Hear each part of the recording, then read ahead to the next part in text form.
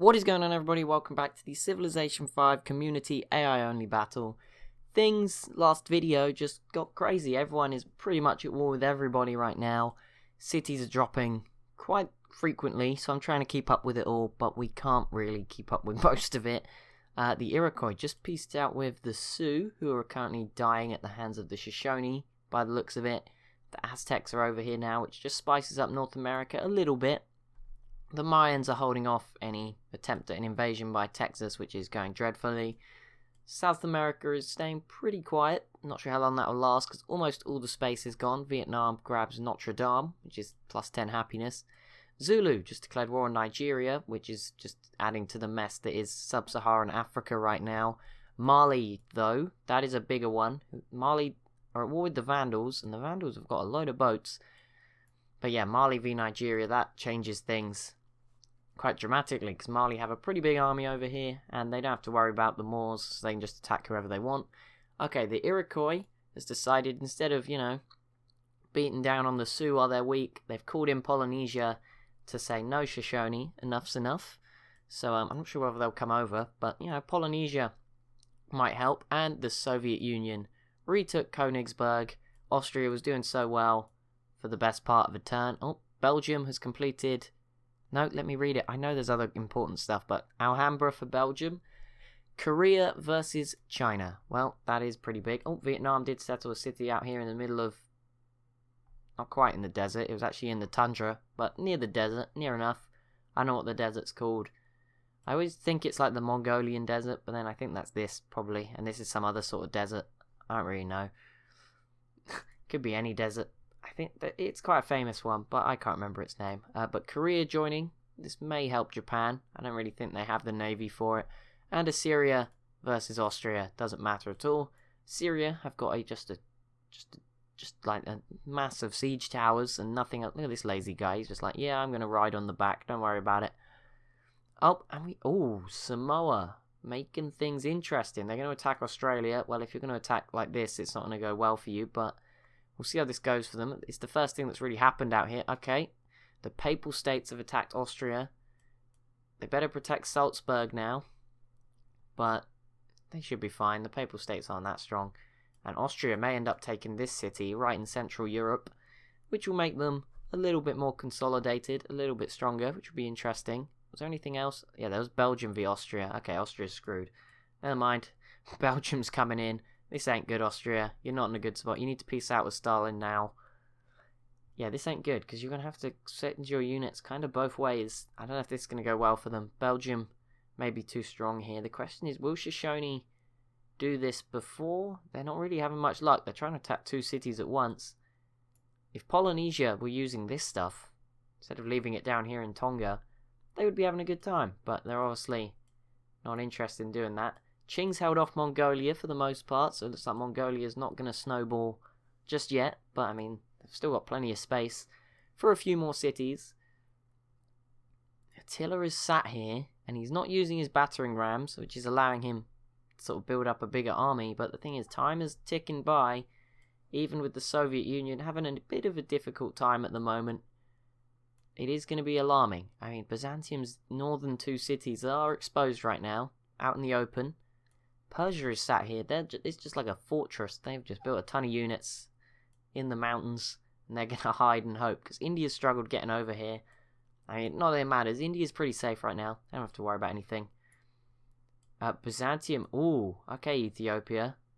This is interesting. They're obviously at war with Burundi, which would, was a smart choice, I guess, of wars. Rhodesia's over here too. I don't know who they're going for. They're at war with a lot of people. But yeah, Byzantium is trying to take away Thebes, or at least land in North Africa. That'll be interesting.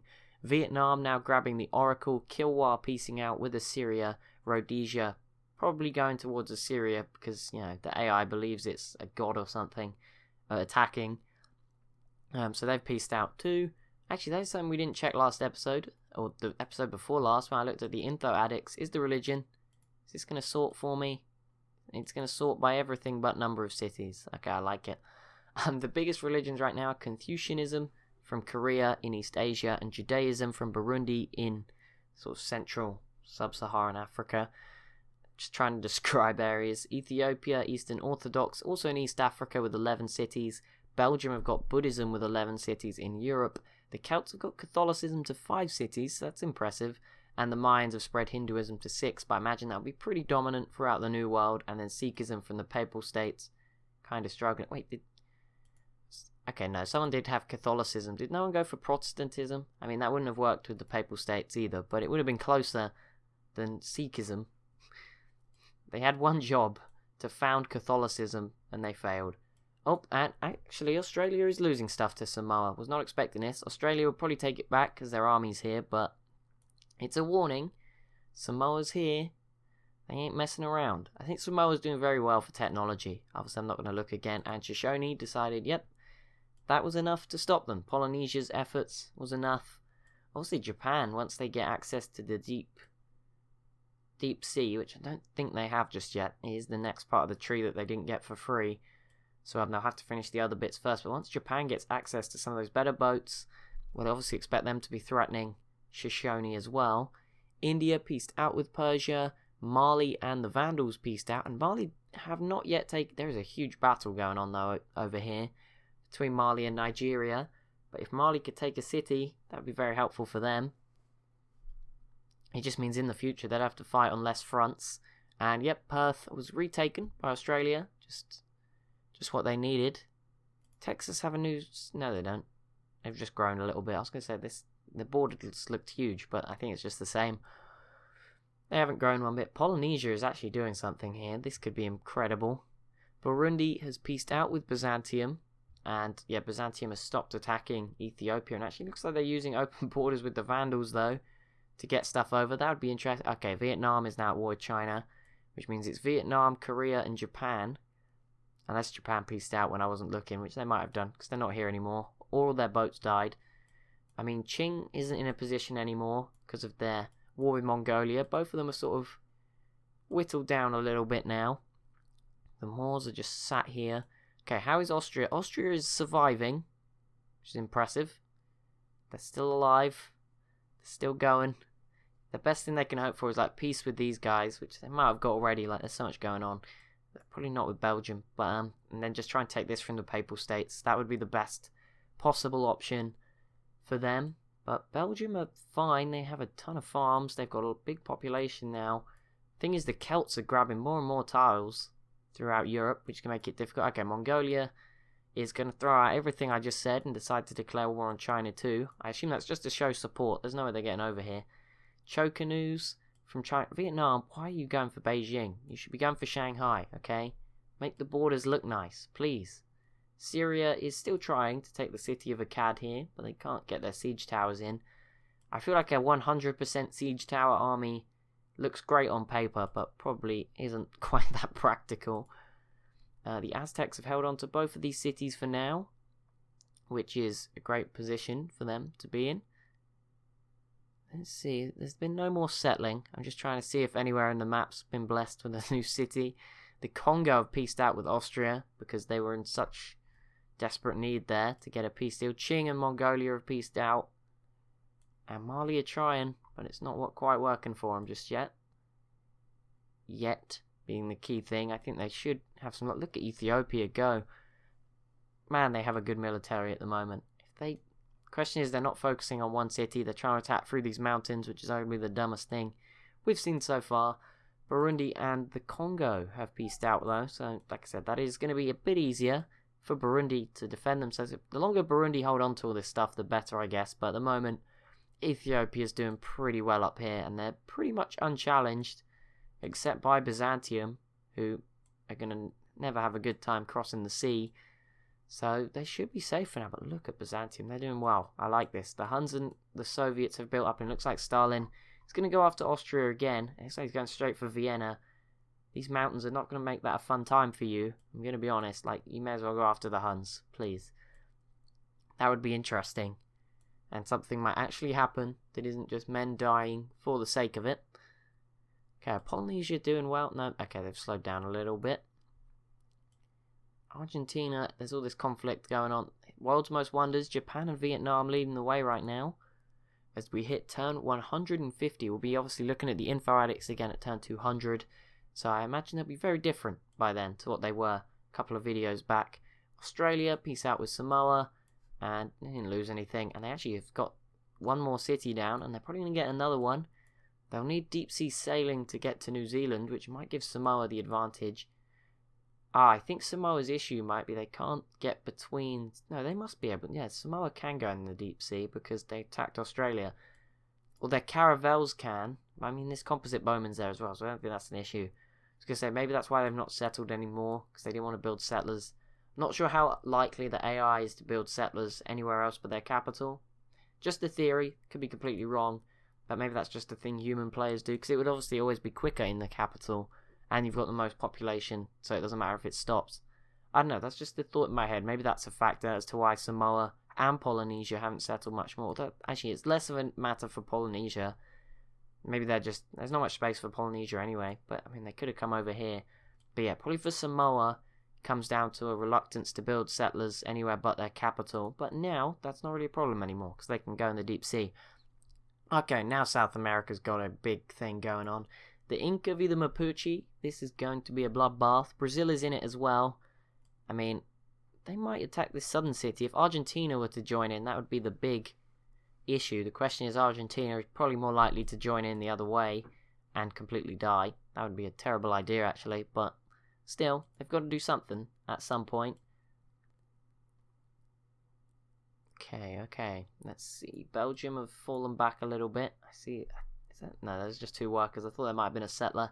There's still space here. The Moors are just grabbing territory at the moment as their borders grow in France, but there's pretty space for one more. And yep, Nigeria finally see the city of Abuja fall into Malian control. I mean, in the Sahara Desert. Not sure how useful that will be, but it's a start. Ethiopia's trying, but they're going to be fine. They're not. Yeah, they're fine at the moment. The Zulu Shaka's got this army. He's got to use it now. It's now or never, Shaka. Come on. He really is now or never. Also, Kilwa. Come on. I mean, this was great, but come on. Send some more settlers over at least. Go over here. I mean, you're one of the few... Oh no, Ethiopia's blocked you off now. That is probably the issue they're facing. You can get open borders with them, I'm sure. India has peaced out with the Soviet Union. Don't think they ever fought each other, as you'd expect. Vietnam, okay, China's surviving, even though Korea is now attacking them with Galeases, which is a bit of an improvement from the waves of triremes Japan sent after them. Congo and Nigeria have peaced out. Rhodesia has peaced out with Ethiopia too. And nothing too major has happened there. Qing is going after Mongolia again by the look of it. That's interesting. That should be a stalemate again. Neither of them look strong enough to win that war outright. And the Huns have got another settler here. They're starting to rebuild. Attila starting to look like he might be an issue for Stalin, who is starting to be surrounded by scarier civs. Byzantium to his south, the Huns to his east. Rhodesia now piecing out with the Soviet Union too. Less than ideal, to say the least. Belgium are doing alright. For some reason I thought that said information era, and I got really alarmed as to how Rhodesia had got there. No, that is not the case. The Moors have now pieced out with Ethiopia and are sending units to go reinforce this city, which is a puppet still. So that's interesting. Why would you not just use it properly? This may not be good for you, Papal States. I'm going to be honest. If this is what I think it is, because they've left this area pretty empty, which suggests Byzantium is about to go after the city of Rome. And if they take Italy, we're going to have a crazy-looking Byzantine Empire. Texas has declared war on the Shoshone, and the Iroquois has finally arrived, so this is going to be a tough time for the Shoshone. North America doesn't seem to be wanting to throw us a suggestion for a power, neither South America, except maybe the Inca, but they've hit a brick wall right now. Africa's given us a suggestion of Ethiopia and Mali, maybe, in my opinion. Byzantium in Europe, and maybe Belgium. It depends how time goes on. All the Moors. In Asia, again, there's not really that much of a suggestion of someone coming out too strong, but Japan is really strong. Obviously, the problem is they're offshore. They have so much stuff. Mali and Qing declaring war on Assyria as well as we come to an end of this episode. And as always, if you have enjoyed, it would be awesome if you could leave a like and a comment down below. Be sure to subscribe to the channel if you're new. Thank you so much for watching, and I'll see you in the next one.